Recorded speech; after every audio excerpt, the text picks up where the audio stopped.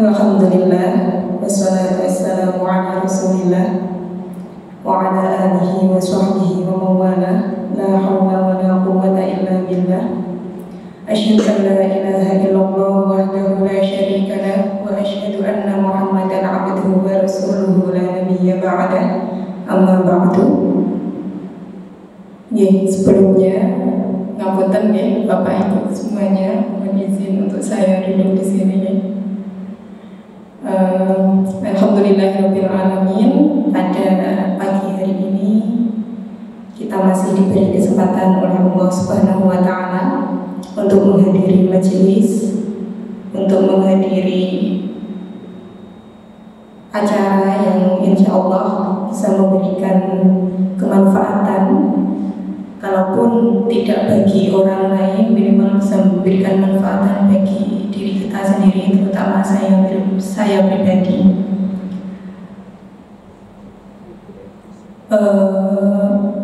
Selain itu, semoga acara pada pagi hari ini juga menjadi momentum buat kita semua untuk menambah persaudaraan, untuk menambah relasi dan menambah teman. Jadi saya mengucapkan banyak terima kasih juga kepada teman-teman pengurus Masjid Syuhada, karena ini kali pertama saya bersilaturahmi di sini, bertemu dengan bapak-bapak, ibu-ibu dan teman-teman di sini. Jadi saya sampaikan terima kasih. Semoga silaturahmi kita tidak terputus setelah acara ini selesai. Satu minggu yang lalu kalau nggak salah, saya dihubungi oleh Mbak pengurus Masjid Syuhada. Sebenarnya waktu itu saya nggak terlalu ternyata yang menghubungi saya dulu alumni pesantren sama saya. Jadi saya nggak terlalu ngomongnya pas di sini gitu. Sebenarnya saya juga penasaran ini tahu saya dari mana. Malah saya kira mahasiswa saya. Kebetulan saya ngajar di UIN Sunan Kalijaga. Awalnya saya kira mahasiswa saya, ternyata satu alumnus pesantren dengan saya, itu Mbak Marhatus ya. Dan saya diminta untuk mengisi atau menyampaikan materi yang menurut saya lumayan keren ya bagi anak muda.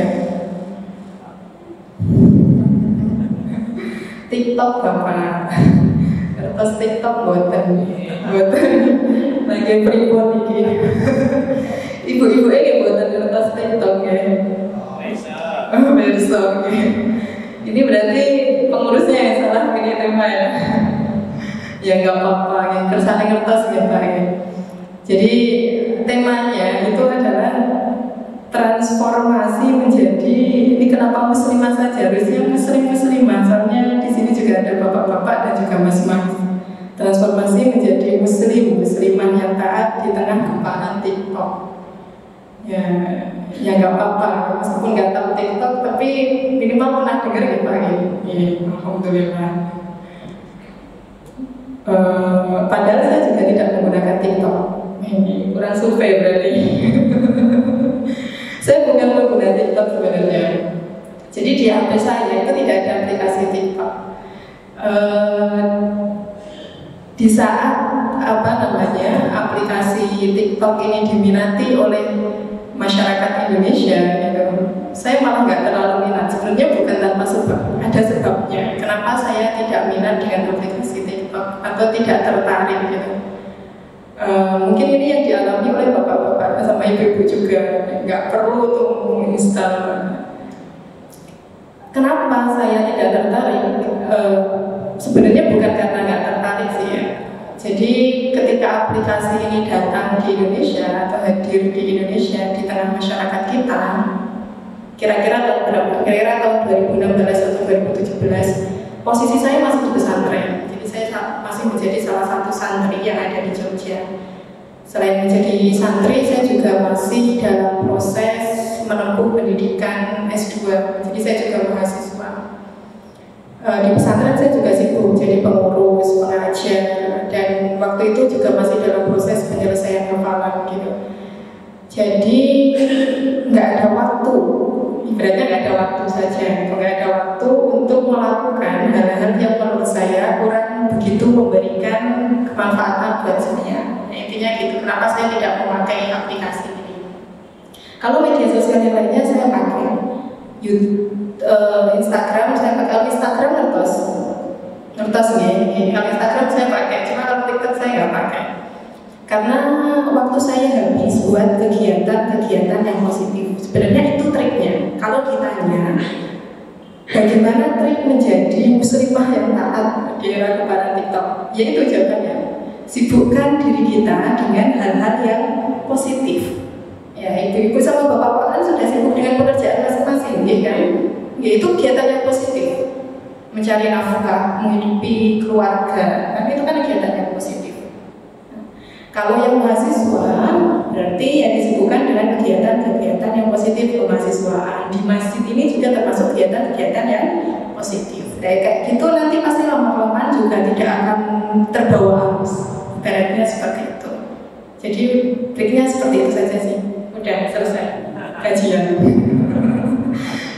Itu trik dari saya ya, Bapak Ibu. Itu pengalaman saya. Jadi saya sharing gitu. Apalagi di pondok saya dulu itu membatasi dalam penggunaan gadget. Kalau mungkin kita bisa 24 jam dalam menggunakan HP, di pondok saya enggak. Pondok saya itu membatasi banget. Jadi bisa menggunakan HP di antara jam 7 sampai jam 4 sore. Selebihnya enggak boleh, suruh ngaji terus. Kan katanya positif semuanya kan. Sedangkan di antara jam-jam tersebut, jam 7 sampai jam 4 sore, saya sudah terlalu sibuk dengan kegiatan saya di kampus dan kegiatan saya di madrasah sebagai pengajar gitu. Oke ya, jadi biar tidak sia-sia ya, saya kesini, saya sedikit sharing ya mengenai aplikasi ini itu dan bagaimana cara kita sebagai seorang muslim menyikapi hadirnya aplikasi ini. Kalau bapak-bapak, ibu-ibu boten ngertos aplikasi TikTok, mungkin yoganipun gitu, atau cucunya, atau ketika di jalan melihat anak-anak muda yang sedang menghadap HP, terus kemudian gerak-gerak sendiri, pernah jatuh. Nah itu niku posisinya sedang menggunakan aplikasi TikTok. Lalu sedang anak-anak muda, terus kok tiba-tiba joget sambil ada musik, dan itu sedang menggunakan aplikasi TikTok. Kira-kira aplikasi TikTok itu seperti itu. Nah ini memang ada hadir di Indonesia pada tahun sekitar 2016 sampai 2017. Pada awalnya aplikasi ini mendapatkan penilaian jelek dari masyarakat. Kenapa mendapatkan penilaian jelek? Karena aplikasi ini memang konten itu apa sih? Isinya itu kebanyakan orang-orang joget. Orang-orang joget dianggap di dalamnya terdapat video-video yang mengandung unsur-unsur pornografi gitu. Makanya dulu sempat diblokir sama Kominfo. Tahu Kominfo nggak? Ya, Kementerian Komunikasi dan Informatika sempat diblokir, tapi cuma 1 minggu saja. Setelah itu nggak diblokir lagi. Nah, kenapa diblokir? Karena memang awalnya mengandung unsur-unsur seperti itu, unsur-unsur asusila yang tidak sesuai dengan budaya yang ada di Indonesia. Nah, aplikasi ini semakin masif digunakan atau semakin banyak digunakan ketika era pandemi, ya kan? Ya kan? Di tahun 2019, 2020 banyak masyarakat kita itu menggunakan aplikasi TikTok. Buat apa? Buat mencari kesenangan, ya kan? Kan pas pandemi kan kebanyakan orang-orang kan stres tuh. Nah, untuk meningkatkan imun kebahagiaan, kebanyakan dari mereka itu menggunakan aplikasi TikTok. Makanya semakin masif atau semakin gencar penggunaannya di tahun 2019 sampai 2020 bahkan sampai sekarang. Baik, sebenarnya menurut saya aplikasi TikTok itu sama halnya dengan aplikasi media sosial yang lainnya. Kalau tadi bapak-bapak nggak tahu TikTok tapi tahu Instagram, YouTube, WhatsApp, terus Twitter, ya sama sebenarnya. Maksudnya sama apa? Sebenarnya TikTok itu sebuah aplikasi yang bebas nilai. Bebas nilai itu sebenarnya nggak bernilai, tergantung bagaimana cara penggunaannya. Kalau dalam bahasa fikih itu disebut sebagai mubah. Ya. Hukum asalnya sebenarnya itu karena mengacu pada kaidah fikih al-aslu fil muamalati al-ibahah illa ayyadulla dalilun ala tahrimiha. Pada asalnya semua muamalah, hal-hal yang berbau interaksi itu hukumnya mubah sampai ada dalil yang menjelaskan keharamannya. Saya ambil contoh nih, tahu pisau ya. Pisau itu juga awalnya mubah, ya kan? Dia adalah bebas nilai, dia sebuah alat yang bebas nilai. Cuma nanti kalau pisau itu digunakan untuk membunuh orang, jadinya apa? Haram. Pisau digunakan untuk mengiris sayur, terus kemudian dimasak, terus kemudian dimakan agar kita bisa menjalankan ibadah, maka bisa dijadikan sebagai ladang pahala. Jadi alat-alat seperti itu disebut alat-alat yang bebas nilai. Jadi tergantung bagaimana kita menggunakannya. WhatsApp misalnya, kan bapak-bapak ibu ada WhatsApp-nya. Kayaknya nggak mungkin buatan ada WhatsApp, mesti ada WhatsApp. WhatsApp itu dia aplikasi yang bebas nilai. Dia hukumnya awalnya mubah. Cuma kalau WhatsApp-nya di dalamnya ada grup ghibah, saya nggak tahu kayaknya ibu betul.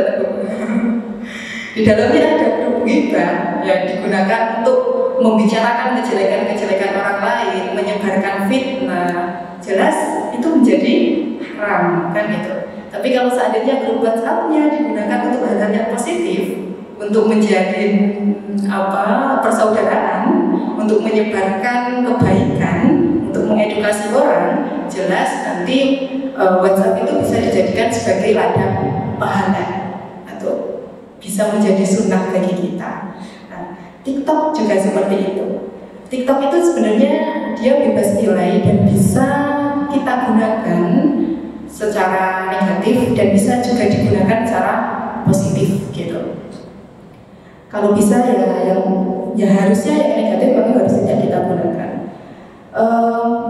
Karena sekarang kalau bapak-bapak ibu-ibu tahu, kalau dulu itu kan TikTok isinya cuma joget-joget semuanya, ya kan, orang-orang joget diupload gitu, penampakan tubuhnya diupload gitu. Tapi sekarang tidak semua TikTok itu kontennya seperti itu.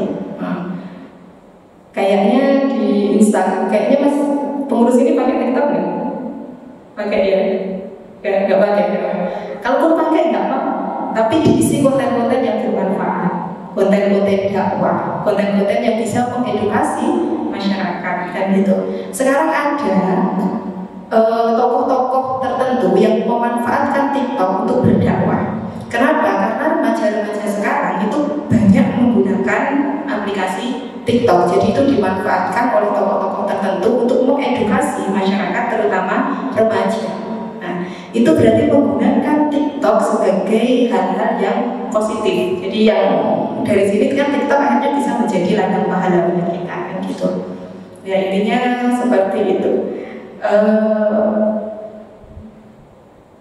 Itu yang pertama. Terus yang kedua, tadi kan media sosial itu kan berpeluang untuk kita melakukan dosa, kan gitu kan, atau melakukan kejahatan. Di media sosial itu ada istilahnya sebenarnya. Ada istilah kejahatan yang sifatnya media sosial, namanya cybercrime, yaitu kejahatan kriminal yang ada di dunia maya. Ya, sebenarnya kita mau hidup di dunia nyata ataupun hidup di dunia maya, itu sebenarnya berpeluang sama-sama, satu mencari pahala, kedua berpeluang juga kita untuk melakukan dosa. Ya kan, dunia maya sama dunia nyata itu sebenarnya sama saja. Yang membedakan kalau di dunia nyata kita berinteraksi dengan orang secara langsung tanpa ada media, ya kan ya. Tapi kalau di dunia maya kita berinteraksi dengan seseorang itu dengan menggunakan media atau perantara, kan gitu. Dua-duanya sama-sama berpeluang untuk kita melakukan kejahatan sebenarnya. Jadi pinter-pinternya kita menggunakan media sosial. Kalau dalam istilah lainnya itu yaitu adalah cybercrime tadi. Itu istilahnya. Terus bagaimana cara kita menghindari kejahatan kriminal di media sosial? Caranya adalah sama dengan kita menghindari kejahatan di dunia nyata. Ya intinya sama aja gitu. Kalau di dunia nyata kita diajarkan untuk menjaga lisan, ya kan? Salamatul insan fi hifdzil lisan. Kalau di dunia nyata kita diajarkan untuk menjaga lisannya. Keselamatan manusia itu terletak pada lisannya, kan gitu. Di dunia maya harusnya kita harus menjaga tangan. Itu yang membedakan. Kalau di dunia nyata agar kita selamat, kita diperintahkan untuk menjaga lisan agar tidak terjadi perpecahan, percekcokan dan sebagainya. Tapi kalau di dunia maya kita diperintahkan untuk menjaga tangan, menjaga ketikan. Tidak asal share, tidak asal ketik, ya kan? Tidak asal upload, kan itu. Bisa-bisa kalau salah share, salah ketik, salah upload itu bisa menimbulkan apa yang disebut dengan berita bohong, hoax, kan itu, fitnah, ya kan? Akhirnya muncul perpecahan dan lain sebagainya. Jadi kalau di dunia nyata, tangan, mulutmu adalah harimau, kan gitu kan? Di dunia nyata kan bilangnya gitu. Mulutmu adalah harimau, tapi di dunia maya tanganmu adalah harimau. Ya, jadi dijaga tangannya. Biar apa? Biar tidak ada kejahatan kriminal yang muncul di dunia maya. Contoh kejahatan kriminal apa? Bullying. Tahu bullying kan? Bullying itu membunuh loh. Bullying itu ujaran kebencian. Di media sosial kan banyak, itu bisa membunuh karakter orang, membunuh mental orang, bisa-bisa orang stres kalau seandainya mendapatkan bullying, ujaran kebencian di media sosial itu bisa stres. Kalau stres bisa membunuh mental seseorang dan jadi bunuh diri, kan itu. Makanya hati-hati. Dan itu sama dengan pembunuhan. Itu tentang kejahatan di media sosial. Nah, ada satu kejahatan di media sosial, Bapak Ibu, yang itu sering atau awal-awalnya diidentikan dengan TikTok. Namanya adalah cybersex. Cybersex itu adalah kejahatan-kejahatan di dunia maya yang sifatnya asusila. Pernah lihat kan Bapak Ibu ya? Itu namanya cybersex atau kejahatan seksual. Kejahatan seksual itu tidak hanya ada di dunia nyata, tapi juga ada di dunia maya. Makanya hati-hati dalam menggunakan media, apalagi TikTok, karena memang awal-awal stereotip atau penilaian negatif yang muncul dari media TikTok itu berkenaan dengan adanya kejahatan seksual. Nah, bagaimana cara menghindari kejahatan asusila atau kejahatan seksual di media sosial, terutama TikTok? Ya, lagi-lagi nih Bapak Ibu, lagi-lagi sama sebenarnya. Lagi-lagi sama. Bagaimana cara menghindarinya? Ya sama sebagaimana di dunia nyata. Kan kita di dunia nyata diajarkan banyak hal agar kita terhindar dari kejahatan-kejahatan yang sifatnya asusila. Dalam agama kita diajarkan dua hal. Yang pertama, kita diperintahkan untuk menjaga atau bertanggung jawab atas tubuh kita, ya, tubuhnya dijaga. Ya, kita sebagai individu, baik laki-laki ataupun perempuan, dalam agama kita diperintahkan untuk bertanggung jawab terhadap tubuh masing-masing, ya kan? Makanya dalam fikih itu muncul konsep aurat, ya, batasan-batasan aurat, atau dalam fikih muncul konsep menjaga aurat kita. Itu yang pertama. Jadi siapapun itu, baik laki-laki ataupun perempuan, harusnya menjaga atau bertanggung jawab terhadap tubuh, tidak hanya di dunia nyata, tapi juga di dunia maya. Ya, kalau terjadi apa-apa, misal nih nggak menjaga tubuhnya, terus tiba-tiba terjadi apa-apa, ya kita harus bisa bertanggung jawab akan hal itu. Itu konsekuensi kan gitu ya. Itu yang pertama. Yang kedua, selain dalam agama kita diajarkan untuk bertanggung jawab terhadap tubuh kita, kita juga diajarkan untuk menjaga pikiran dan pandangan kita, ya kan? Baik laki-laki ataupun perempuan. Baik laki-laki ataupun perempuan diberitakan untuk menjaga pikiran atau menjaga pandangan. Makanya dalam fikih muncul konsep ghadul basar. Pernah dengar nggak ini? Menundukkan pandangan. Maksudnya menundukkan pandangan itu menjaga pandangan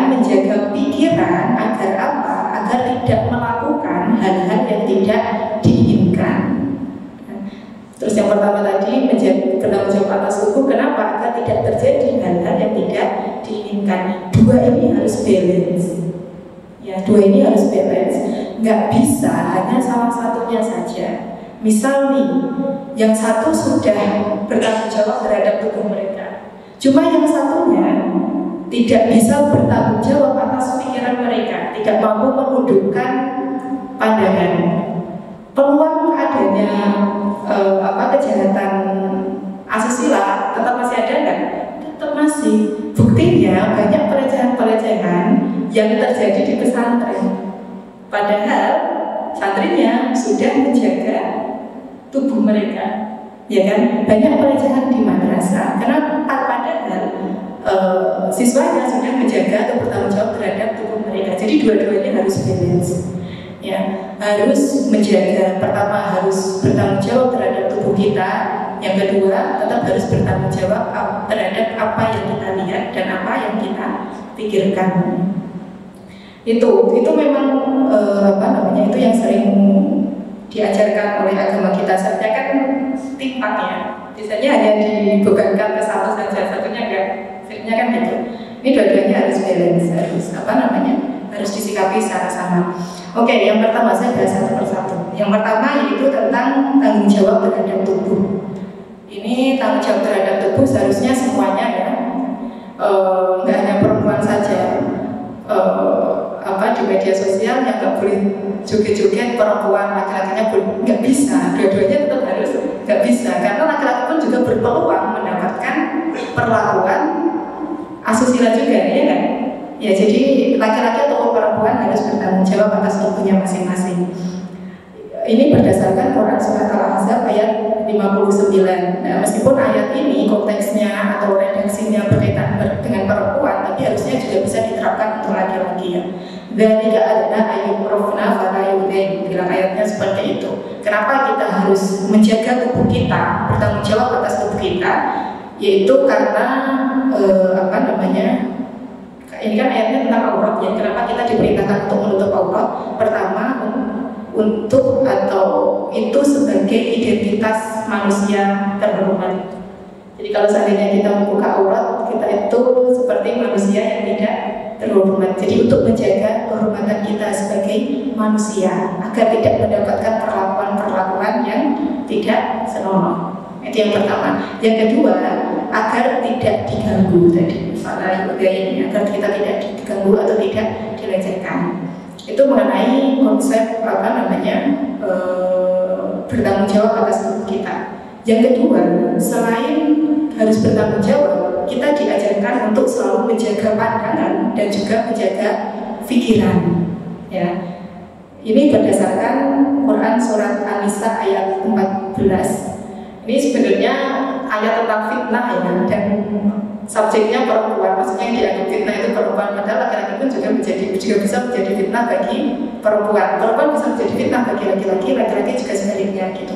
Kalau dalam ayat ini disebut sebagai dzalika mata'ul hayatid dunya, bahwa kita dianjurkan untuk menghindari kesenangan duniawi yang membuat kita terlena gitu. Video-video yang vulgar itu kan termasuk kesenangan duniawi yang membuat kita terlena, ya kan? Nah, itu harus kita hindari. Bagaimana cara menghindarinya? Di sini merujuk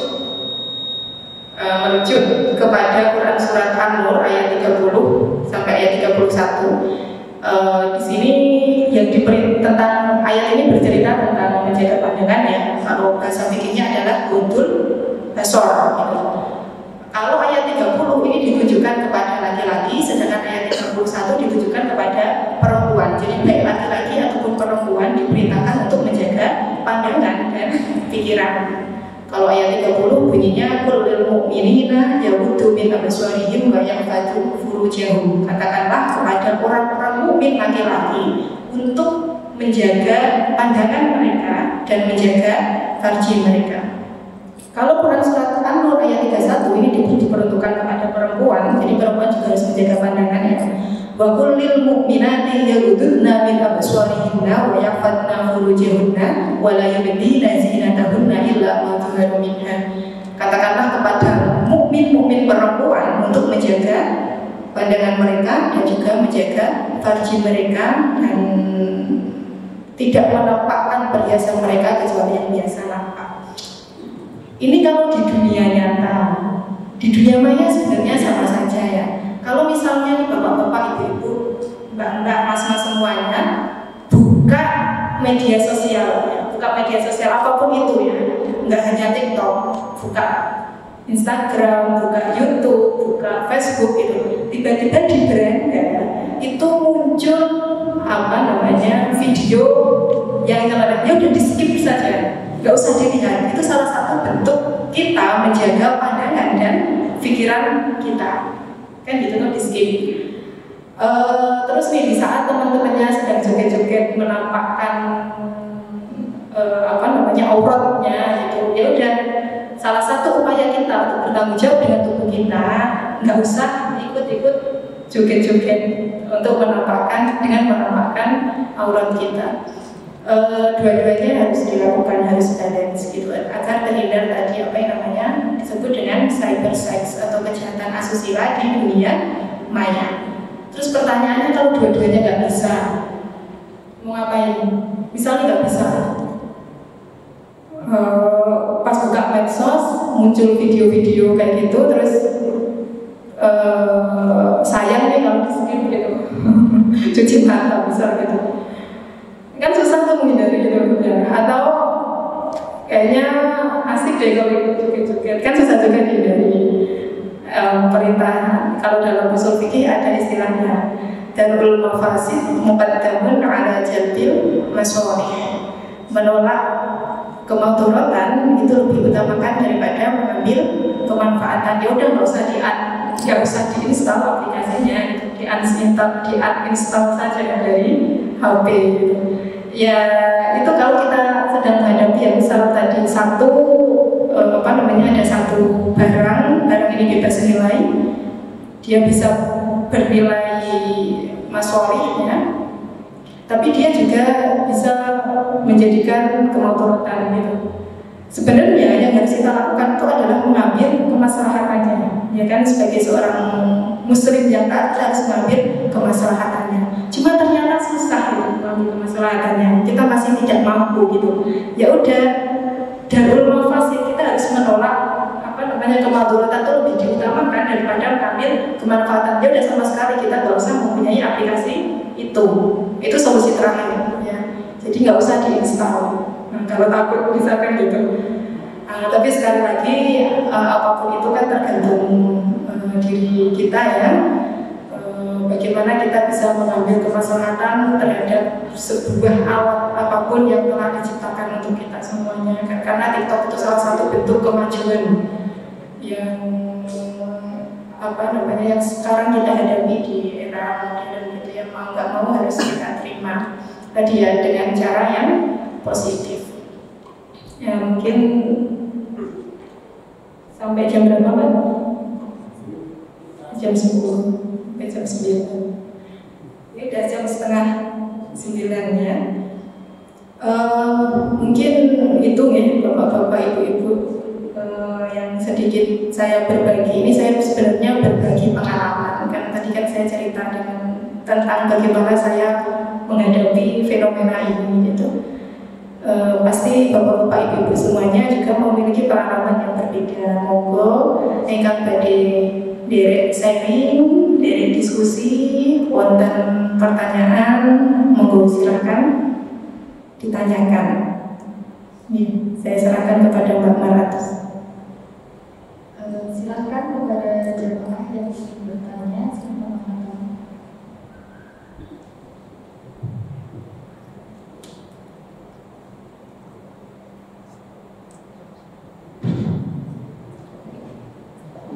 Monggo Bapak.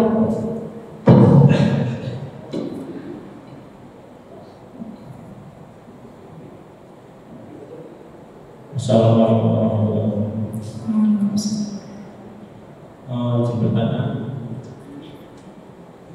sebagai orang tua, itu kalau anaknya jauh, misalnya di pondok, orang tua di sini, anaknya di pondok, kita tidak tahu perkembangannya anak itu.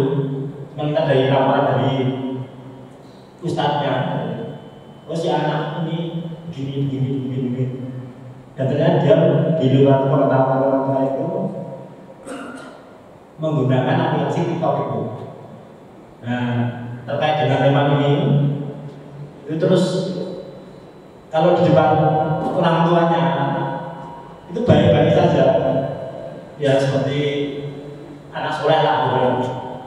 Tapi di luar itu, di luar pondok juga ada kalau juga keluar juga kan, itu dia bermain dengan orang-orang yang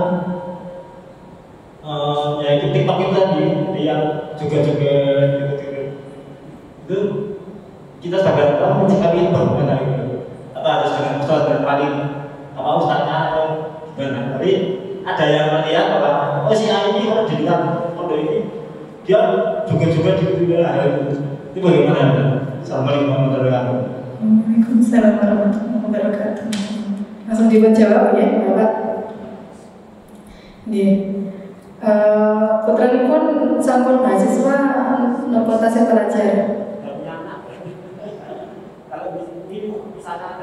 Oh misalnya, oh misalnya, gitu Bapak.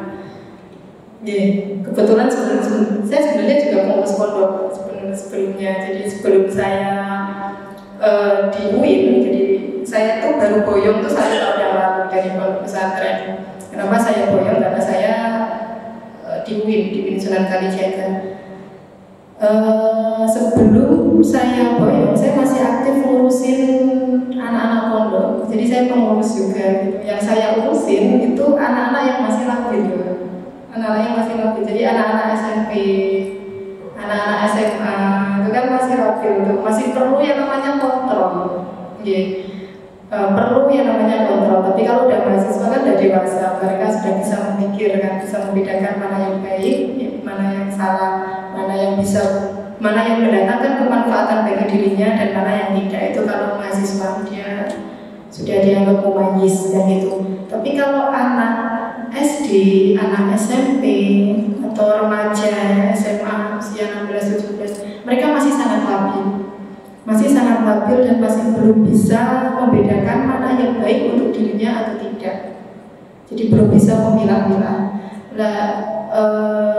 Usia seperti itu yang harusnya mendapatkan pengawasan yang ekstra, entah itu dari orang tua ataupun dari pengurus pondok kalaupun dia di pondok.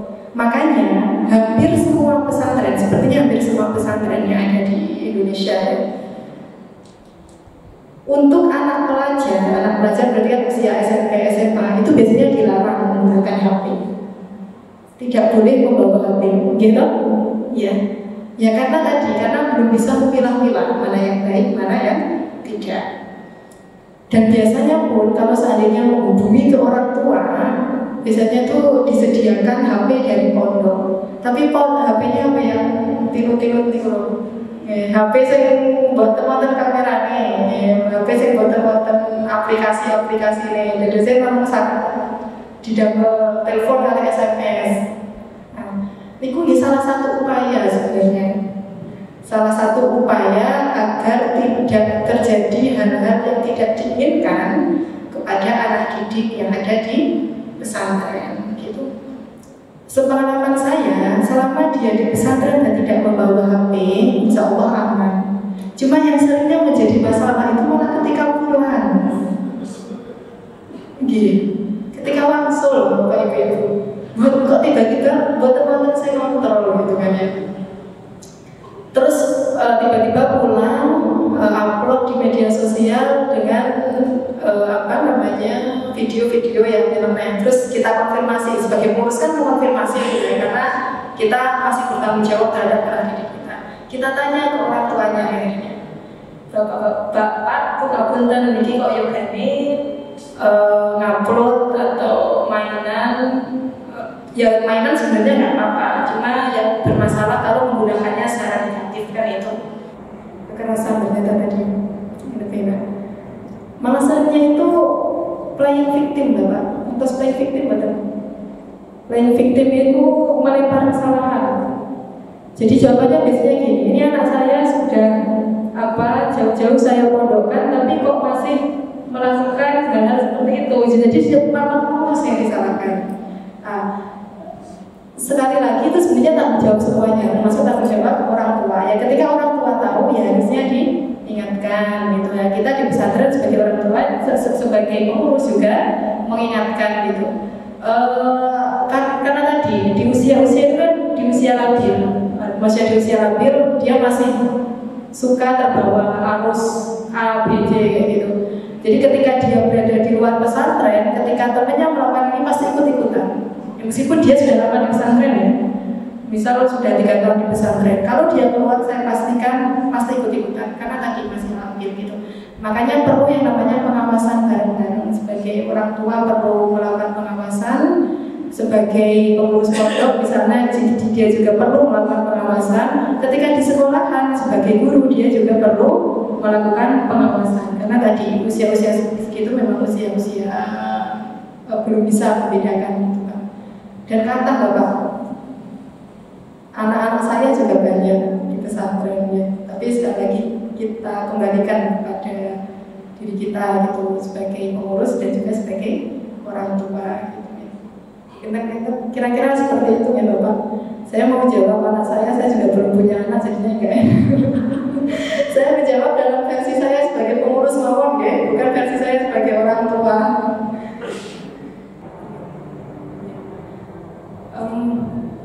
Usia mahasiswa kalau di fikih itu kan mereka sudah dianggap sebagai tamyiz ya, atau kalau dalam istilah lainnya mukallaf itu mereka boleh, memang harus dipaksa untuk melakukan kewajiban-kewajiban dalam agama dan memang harus dipaksa untuk menjauhi hal-hal yang dilarang oleh agama. Jadi mereka sudah tergolong sebagai mukallaf. Konsekuensinya mereka berhak mendapatkan pahala ketika mereka menjalankan perintah agama, pun sebaliknya juga mendapatkan dosa ketika menjalankan larangan-larangan agama. Itu usia mahasiswa bisa diibaratkan seperti itu. Kalau tadi usia sebelum mukallaf itu adalah tanggung jawab orang tua, semuanya adalah tanggung jawab manusia, orang tua dan pendidik. Artinya mereka pun sebenarnya juga belum bisa dipaksa gitu untuk melakukan paksaan-paksaan yang ada dalam agama. Kalaupun misal di pesantren kok dipaksa, itu salah satu bentuk pembiasaan gitu, agar nanti setelah menjadi manusia mukallaf itu sudah terbiasa menjalankan hal-hal yang diperintah agama dan menjauhi hal-hal yang dilarang oleh agama. Karena dia mukallaf itu, maksudnya mukallaf itu berarti dia sudah harusnya bertanggung jawab terhadap dirinya sendiri. Sebagai orang lain, sebagai sesama muslim misal, ya tugas kita mengingatkan harusnya, kan gitu, mengingatkan. Cara mengingatkannya kan ada banyak tuh. Yang penting mengingatkannya dengan cara yang baik, tidak menimbulkan masalah yang baru. Kan banyak tuh ada masalah menghasilkan masalah yang lain kan gitu. Kalau bisa masalahnya, kalau mau mengingatkan jangan sampai menimbulkan masalah yang lain. Kalau kekerasan itu kan menimbulkan masalah yang lain tuh ya. Ya sampai jadi ini hukumnya lebih ke bagaimana sesama muslim gitu. Ketika melihat muslim yang lain, misal dia tidak menjalankan kewajibannya, ya sebagai muslim yang baik kita harus mengingatkan gitu.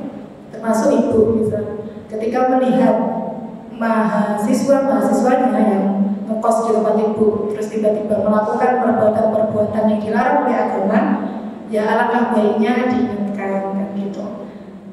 Dan bukan sebenarnya mempunyai kekuasaan kan di situ. Kekuasaannya sebagai pemilik kos kan gitu. Ya itu juga mengingatkan dengan kekuasaan itu juga diperbolehkan dalam agama. Jadi mungkin dibuatkan peraturan itu kan salah satu bentuk pengingatan juga ya kan. Ada peraturan-peraturan tertentu gitu.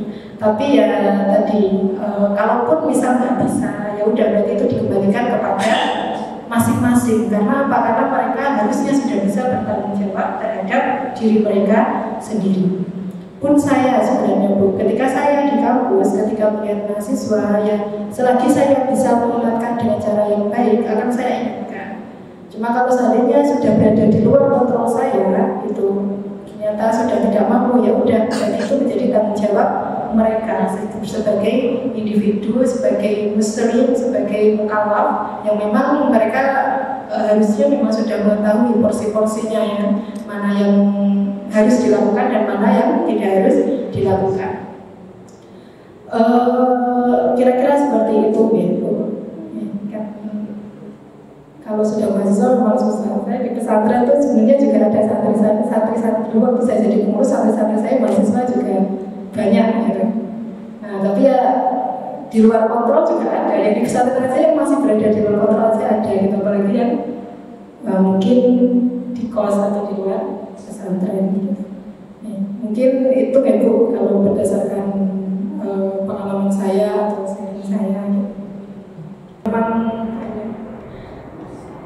ini saya mau kembalikan ke masing-masing juga kayaknya sedikit sangat susah gitu. Masalahnya ukuran yang menggoda itu setiap orang beda-beda, ya kan? Relativitas. Iya, relatif. Gitu Pak. Saya tanya sebagai kadang ketika sudah menutup itu, ketika sudah menutup semuanya, terus menggerakkan tubuhnya, bisa jadi itu tidak menggoda bagi orang lain, tapi bisa jadi juga menggoda juga, ya kan? Ya, jadinya gini, sebenarnya kenapa kok ada larangan seperti itu kalau dalam istilah fikihnya itu disebut sebagai